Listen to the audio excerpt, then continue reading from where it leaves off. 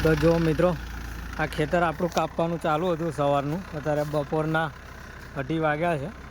તો 4 વીઘા જેવું 5 વીઘા જેવું કાપ્યું છે. ખેતર બધા લીલા પડે છે, ટ્રેક્ટર અંદર જતું નથી. એટલે મશીન કાપતું એક કોઠી ડાંગર ભરાય. આની કોઠીની અંદર 35 મણ ડાંગર માય છે. એ ભરીને અહીંયા આગળ ટેલરમાં નાખવા પડે છે બહાર, જો કેમ કે ટ્રેક્ટર અંદર જતું નથી. એટલે બધી જ ડાંગર મશીનથી એક કોઠી ભરાઈ જાય એટલે મશીન બહાર લાવવું પડે છે રસ્તા ઉપરથી અહીં આગળ, અને પછી ખાલી થાય છે.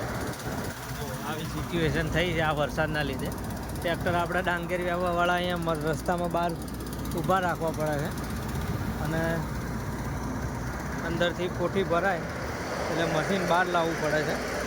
અને રસ્તા ઉપર લાવીને ટ્રેક્ટર કોરામાં રાખીએ એટલે મશીનથી કાપીને અહીંયા બહાર આવે મશીન, એટલે ખાલી થઈ જાય છે.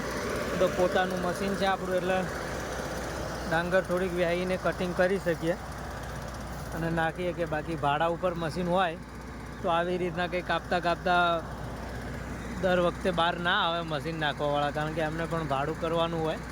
થોડોક ખર્ચો એમને વધારે લાગી જાય, ડીઝલ બળે, ટાઈમની બચત થાય નહીં, સમય લાગી જાય. આખા દિવસનું 7-8 વીઘા પરાણ કાપી શકે, કારણ કે આવવા જવામાં રનિંગ વધી જાય. આપણે પોતાનું મશીન છે એટલે આપણને આટલો ફાયદો થાય. બધી જ આપણે 100 વીઘામાં ડાંગર આવી રીતના જ વ્યાહીને બહાર કાઢવાની છે મશીનથી. એટલે આપણે મશીન ખરીદ્યું છે. જો રાણી સુંદરા આપણી કામ કરે છે સરસ મજાનું.